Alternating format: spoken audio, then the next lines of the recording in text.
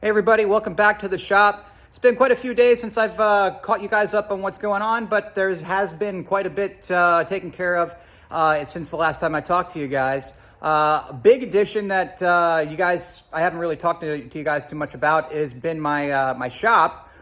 We did finish out the walls and the insulation and things looking tip top because I want to look 100% for all my customers for my paintless dent removal company. So anyway, I'm going to walk you guys through the car and show you what's new, and take it from there. Okay, as you can see, I got some of the body panels in. I got the nose cone, hood, and the dashboard. I got to fit the dash to start finishing up the electrical and the plumbing, but things are coming along quite quickly. So anyway, this body is what they call a blemish body. They are usually the ones that are rejected in the quality control process. Bill puts out a really nice product, and I'm sure this is what product that was close, but just didn't make the cut in terms of quality for him. But he was able to cut me a super good deal on this, and I couldn't be more thankful for it. Me being a body guy, I can fix any of the blemishes like these little cracks or any of the clear coat failures. I can go through them and get them fixed up really nice, and this body's going to look 100%. However, I do have to go get the panels that go right here. That is on me. I haven't found the time to go do that, but they are done and ready to go. So anyway, I'm going to take this hood off, and I'll show you what else I've gotten accomplished here in this little bit of a gap between the last video. Okay, so as you can see, there's quite a bit different, if you remember from the last time, than what I had the last time. So I'm going to bring you through all the little subtle changes that I've made recently, and because honestly, that's what we have left. All the big stuff has been taken care of, so I'm going to keep moving forward on all the details and hopefully get this thing started soon. So first things first, I'd said in the last video I wanted to improve this mounting, and basically what I did was I found a piece of, where I have aluminum angle on the back side of this, so it prevents it from walking left and right, which was the issue that we had. Since then, I've been able to solve that with that piece of angle, and then adding this tab here for the tensioner. Before I had the tensioner coming off the back side of the pump, and then it ran up to this tab, this engine tab right here. And that was actually causing it to push it out on the bottom side of the pump, which made it that much more weak. But now it's good and solid, and it's not going anywhere. So I'm pretty happy with that. Another thing, you can see I moved the reservoir for the power steering. Yes, it's really super close to this line here. However, I just couldn't make the geometry work, so I moved it over to the other head, and I'm going to run it under the water pump, and that should solve our issue as far as, getting it a good, non-restricted flow to it. So anyway, moving on, I do have some lines made up. A lot of the plumbing I took care of, not all of it, but most of it. So this is the oil lines, and they're set up just like I thought, or just like I said before, and they go right into our oil pan.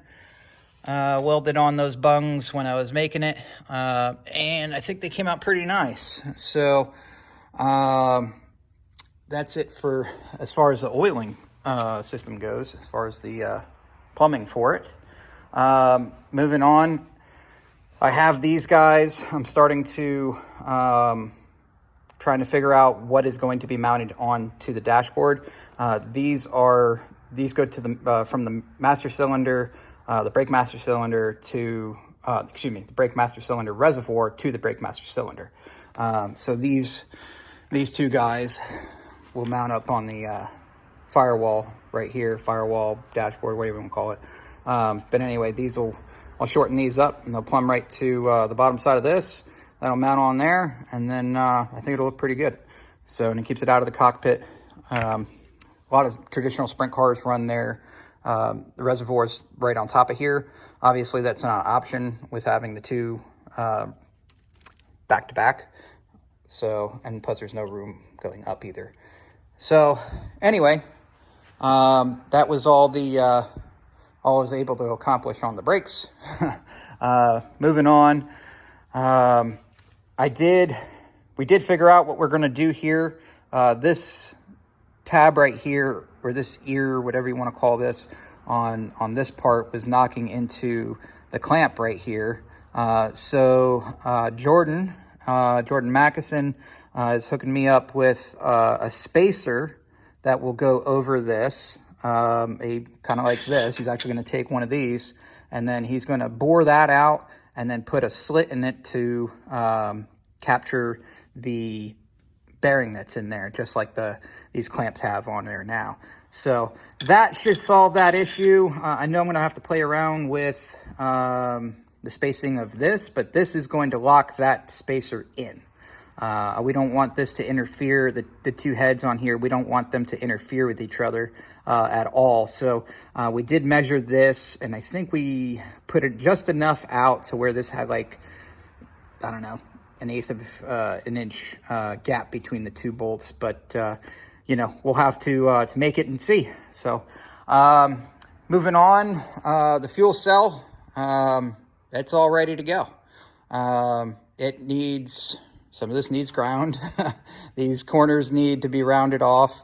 But eventually I think this will get powder coated. But it's 100% welded.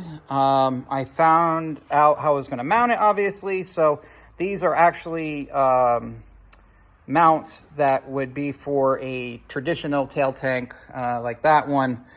They would mount on here, and then they would mount onto the side of the traditional tail tank. With this, I just got an extra set, stuck them on here, slightly different radius, but they work for this application. So this is nice and sturdy, it's level, holds everything into place really well. I have angle down there instead of just flat tabs. That way it looks, or it's a lot more, you know, structure, it has a lot, you know, stronger structure.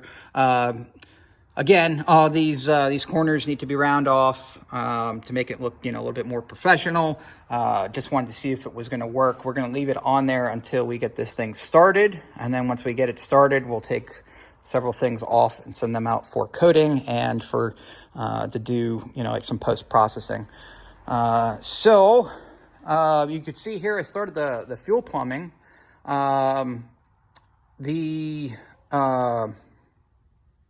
I didn't account for the fittings on the regulator, on the fuel regulator. So I had to order in some other fittings. And then I also changed a couple things in the design. I was actually going to do a return from the fuel regulator to here in an 8AN, but this system is designed to work just like this, and I don't want to have to go re-engineering it when I know down the road we're going to be changing it anyway. So eventually, once we have more horsepower, these will be changed out for 10-10s, I think, or maybe even -12s, depending on what fuel we're running. So we'll play with that down the road. Right now, just trying to keep it simple. So that goes down here, and this fuel filter here is actually from All the Fuel, and they're out in, I think, California. I saw another YouTube channel, and he promoted them, and I was, you know, really impressed by their designs and the quality that they had, and it was a reasonable price. So I supported him, and it's a great product. To see how it works down the road. I don't see there being any problems. It's a stainless steel element in there, and we've run them on the sprint cars my whole time I was in sprint cars. So anyway, I know I told you last time that we were working on where we were going to put the shifter. I haven't done it yet, but we've at least identified where it's going to be. Jordan came over here and helped me kind of figure that out. It's always nice to have a second set of eyes, especially one that's a trained eye. So anyway, we are going to keep it right here where we said, where the old actual sprint car shifter was. But we are going to replace this bar with that bar that we were going to put up there for the strut tower support. We'll get another one for that, maybe even bigger. But this will become our shifter.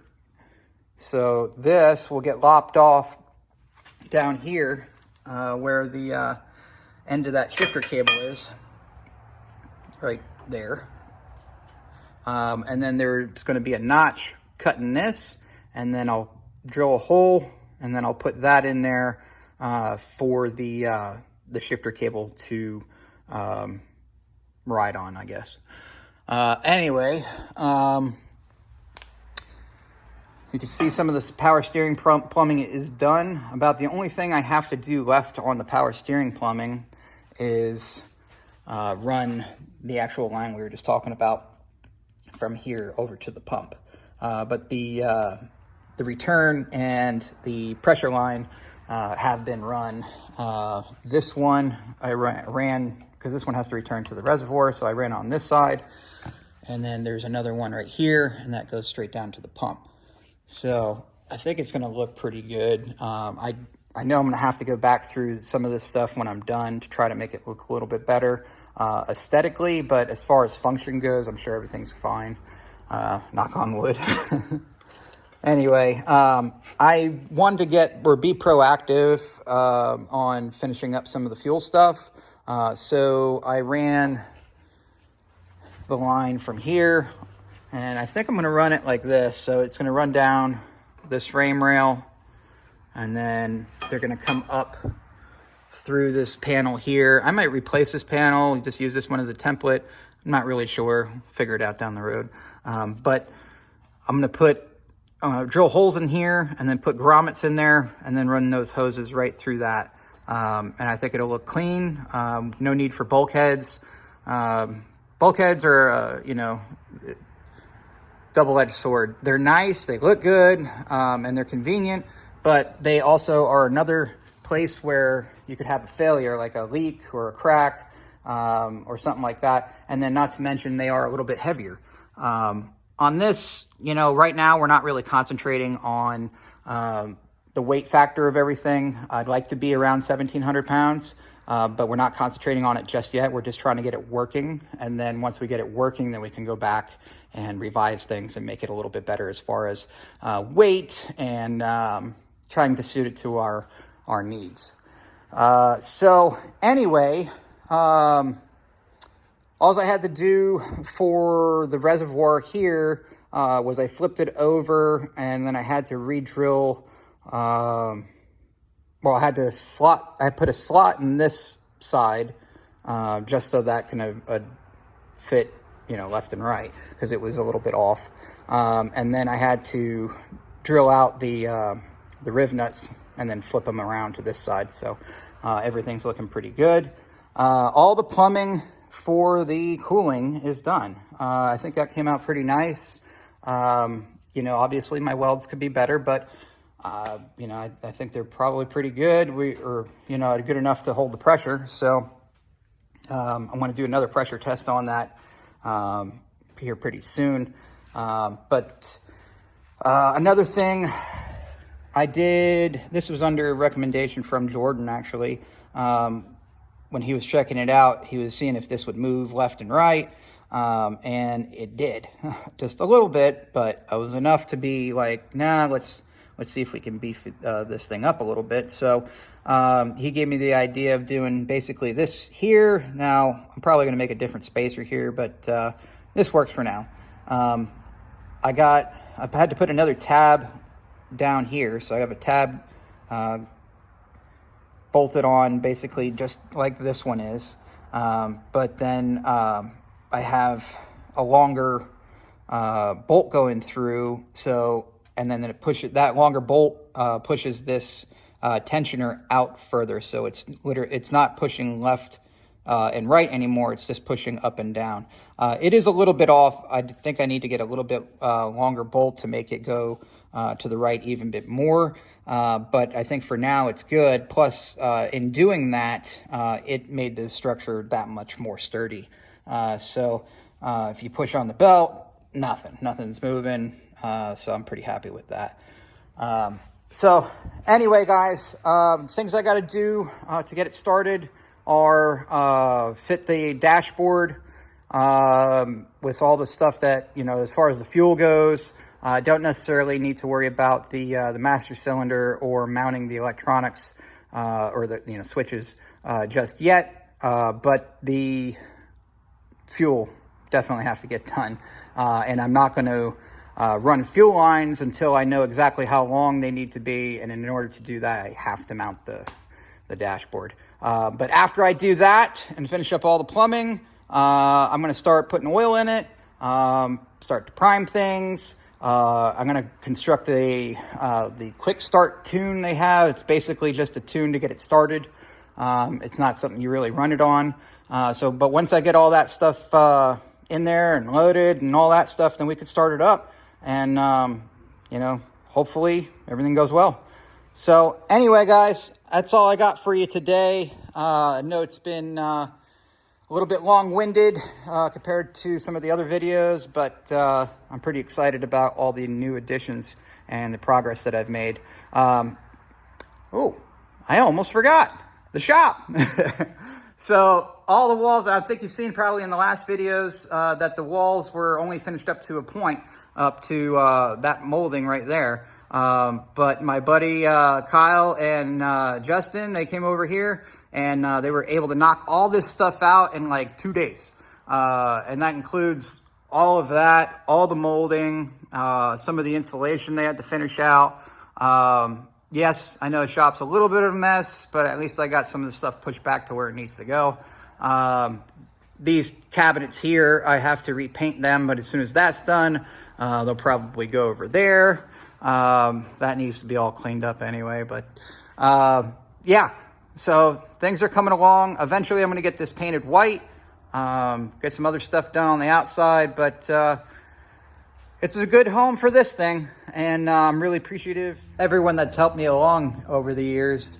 It's because of them that I get to live out my dream. This is my dream, all of this house, my business, my wife. My wife comes first. Yeah, I'm living it. And go out there and shoot for your dreams. If you don't get there, at least you tried, With that, guys, I'm going to call it. And you guys have a great one, and I'll see you in the next one. Bye.